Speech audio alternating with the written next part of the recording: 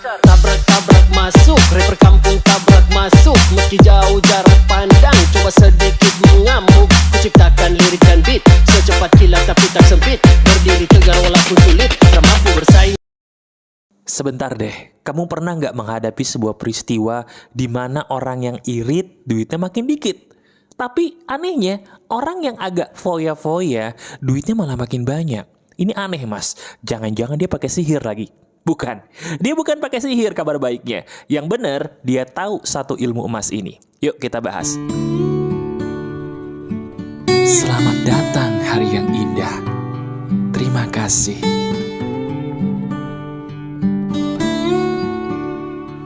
Halo teman-teman, apa kabar? Ada saya kembali, Aryan Surya, sahabat baik kamu dari Pagar Kehidupan. Betul banget, sebuah topik yang udah lama gak saya bahas di Pagar Kehidupan, yaitu yang berkaitan dengan masalah rejeki. Termasuk seperti judul dari video ini ya. Pernah gak kita menghadapi sebuah keadaan yang berlawanan? Berlawanan dengan apa yang diajarkan orang-orang.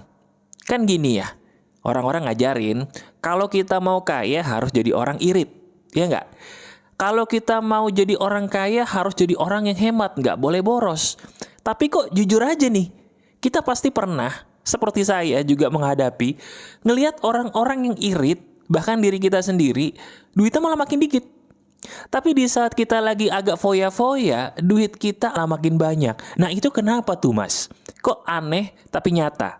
Coba deh. Sekarang di bagian depan ini kamu sharing di komentar. Pernah nggak kamu menghadapi situasi kayak gitu? Di saat kamu irit duit makin dikit, tapi di saat udah nggak irit harusnya duit habis malah makin banyak. Coba share di komentar ya, biar yang lain ikutan tahu seberapa seru cerita kamu. Nanti saya kasih hati. Nah, sambil kamu bercerita atau membaca cerita dari teman-teman kamu di komentar, saya akan langsung memberikan kamu kenapanya. Ini yang harus kamu tahu. Dengerin. Teman-teman, saya punya kabar buruk dan kabar baik nih untuk kamu. Kabar buruk dan kabar baik ini sebenarnya sama sih. Apa itu mas? Coba lihat diri kamu deh. Iya, lihat diri kita sekarang. Dimanapun kita saat ini, seperti apapun kondisi kita saat ini, percaya atau tidak, itu karena pikiran kita sendiri yang kita yakini di masa lalu. Saya ulangi, apapun yang terjadi dalam kisah hidupmu saat ini, itu adalah bentukan dari apa yang kamu yakini tentang hidupmu sendiri di masa lalu. Saya kasih contoh. Kisah percintaan dulu deh yang gampang. Sadar gak sih kalau diri kamu kisah percintaannya jelek, mohon maaf banget. Pasti diri kamu pernah berpikir yang jelek-jelek soal cinta. Saya ulangi. Kisah cintamu yang sekarang nih yang jelek, itu adalah hasil pikiranmu tentang cinta yang salah dan buruk di masa lalu. Sampai akhirnya kamu mengalami juga kisah cinta yang buruk seperti yang kamu pikirin di masa lalu. Makanya jangan denger lagu galau mulu. Jangan nonton film cinta-cintaan yang kerjaannya isinya selingkuh mulu, patah hati mulu. Kenapa? Karena itu membuat kamu yakin lama-lama bahwa cinta itu ternyata pedih. Jadi pedih beneran deh. Nah, sebentar. Nanti saya kasih obatnya buat itu. Tapi saya akan jelasin dulu kaitannya dengan pertanyaan kita di depan tadi. Kenapa orang yang irit duitnya makin dikit dan orang yang tidak irit duitnya kadang-kadang makin banyak? Jawabannya sama. Kita akan menjadi seperti apa yang kita yakini. Sadar nggak? Ketika kamu irit, itu sebenarnya kamu pelit. Loh. Bentar. Kok gitu mas? Kok bisa saya dibilang pelit? Saya tersinggung loh. Enggak. Ketika kita irit, ketika kamu irit, itu sebenarnya kamu pelit. Pelit pada siapa? Pelit pada dirimu sendiri yang terutama. Pikiran kita itu nggak suka dibikin susah. Ketika kita yakin bahwa diri kita susah, lama-lama kita jadi susah beneran. Sekarang kita pikirin deh, di saat kita terlalu irit tadi, sadar nggak bahwa kita itu takut kehilangan? Takut kehilangan apa? Takut kehilangan uang. Ketika takut kehilangan uang, berarti kita berpikir bahwa uang itu sedikit buat kita. Ketika kita yakin uang itu sedikit buat kita, kejadian, kenyataan, uang kita udah kita irit-iritin, malah makin dikit, bukan makin banyak. Jelas sampai di sini? Nah, sementara tuh yang satu lagi, yang terkesan agak foya-foya, dia itu memang agak sedikit boros sih perilakunya. Bahkan gak sedikit boros ya, terkesannya boros lah. Tapi ternyata di balik dia tidak iritnya tadi terhadap uangnya sendiri, di alam bawah sadarnya dia berpikir bahwa uang itu mudah menghampiriku. Ketika dia berpikir uang itu mudah menghampiriku, tidak ada tekanan soal uang, dia tidak memusuhi uang. Dia menganggap uang itu my best friend, sahabat karibku. Aku berkelimpahan. Karena dia meyakini dia berkelimpahan, uangnya ada terus, ngalir terus seizin Tuhan ke dalam hidup dia. Paham sampai di sini? Nah, sekarang pertanyaannya gini, Mas, kalau begitu ada kaitannya nggak, Mas, dengan ajaran agama? Ajaran agama ada nggak sih, Mas, yang ada kaitannya dengan ini?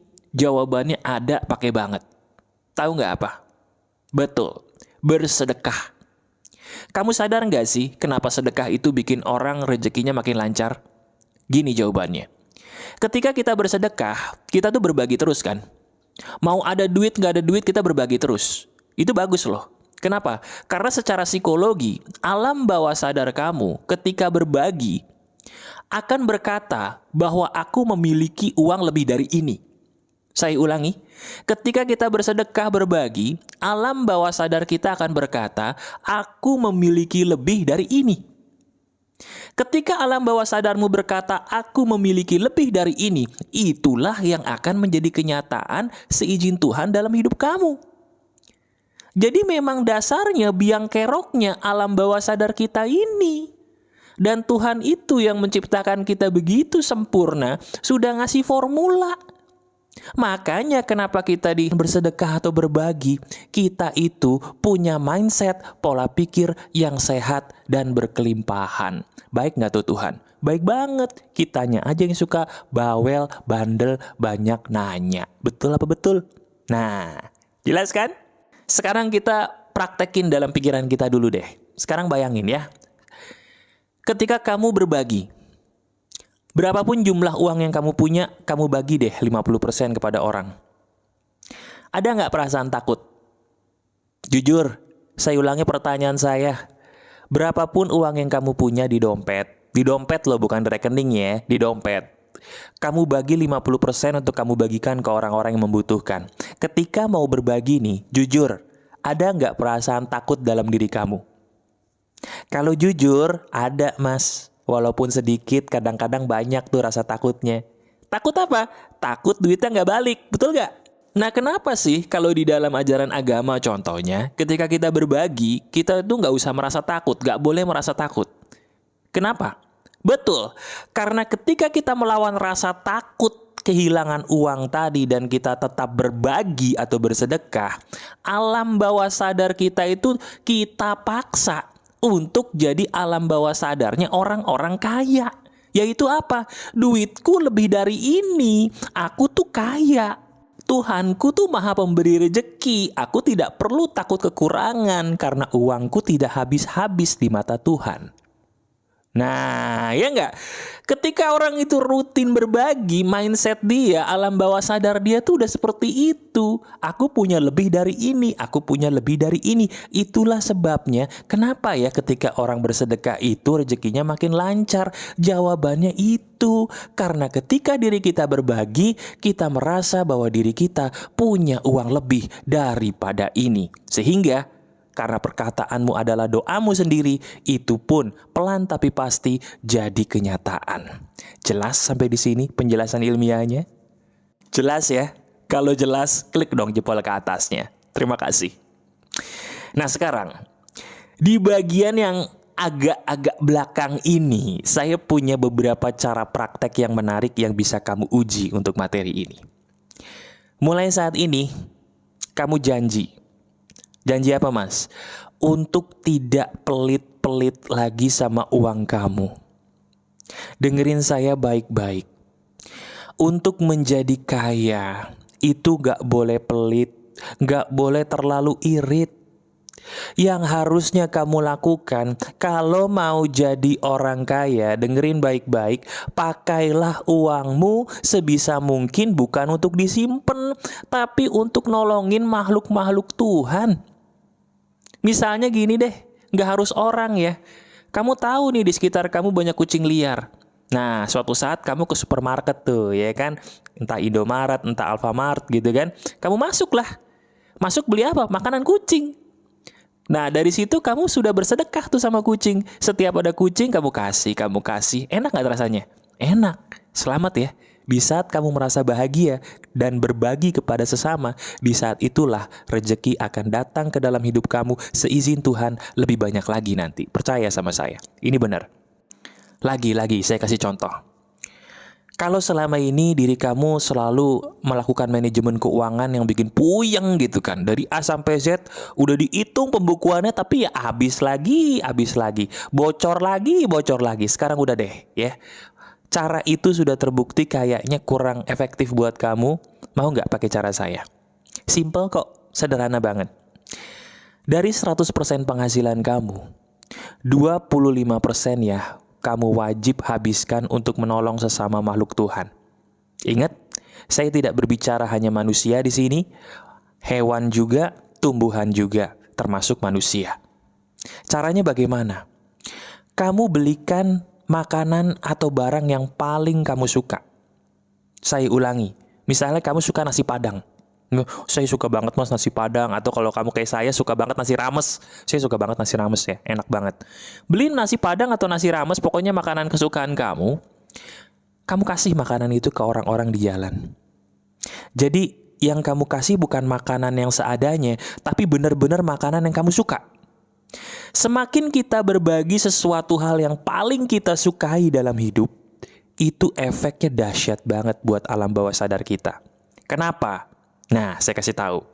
Ketika kita berbagi suatu hal yang kita suka banget, ataupun kalau kita berbagi dengan jumlah uang yang tidak sedikit, secara manusiawi ada perasaan takut kehilangan dong. Ada.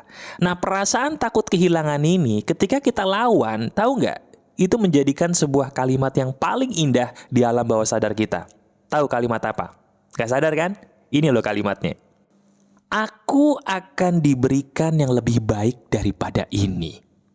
Itu kalimat yang luar biasa itu secara tidak sadar ada di batin kamu, di alam bawah sadar kita ketika kita memberikan sesuatu hal yang paling kita suka kepada orang lain atau kepada makhluk Tuhan lain. Iya kan? Sekarang bayangin, kalau kita berkata di batin kita, aku akan diberikan yang lebih baik daripada ini, sadar nggak? Itu doa loh. Dan ketika kamu rutin berbagi suatu hal yang kamu suka dalam jumlah besar kepada makhluk-makhluk Tuhan yang membutuhkan, di saat itulah perkataan tadi yang kamu katakan dalam batin kamu secara tidak sadar ya, itu akan jadi kenyataan. Makanya jangan heran, ada orang yang rutin bersedekah, hidupnya tuh perkembangannya nggak bisa ditebak. Tadi karir dia tuh nyungsep mas ke bawah mas. Tapi begitu dia udah praktek berbagi sampai dia tuh happy, kok rezekinya tuh malah lebih bagus dari saya mas. Padahal saya tuh udah irit mas, saya tuh udah nabung, saya udah investasi ini, investasi itu. Ada sih duit saya, tapi kok kayaknya gak sebanyak itu orang mas. Kenapa ya? Jawabannya ini loh. Di video ini tadi saya sudah jabarkan jawaban emasnya buat kamu. Jadi sekarang pertanyaan saya cuma satu. Kamu mau jadi orang kayak gimana? Mau jadi orang yang terlalu irit, banyakkan nyimpen duit untuk menjadi kaya seperti ajaran orang-orang yang mungkin kamu dengarkan di kiri kanan depan belakang? Atau kamu mau berubah cara hidupnya? Pakai cara saya ini. Pakai 25% kamu paling sedikit ya, lebih boleh. Pakai 25% dari rezeki kamu untuk berbagi kepada makhluk Tuhan. Belikan barang yang paling bagus, kasih makanan yang paling kamu suka kepada mereka yang membutuhkan. Kalau kamu melakukan hal itu rutin, jangan heran, berkelimpahanlah hidup kamu di masa depan, seizin Tuhan, berkelimpahan bukan hanya bahagia, tapi kamu pun jadi orang banyakan tenangnya daripada gak tenangnya. Benar? Selamat praktek ya. Ini emas banget. Roposai.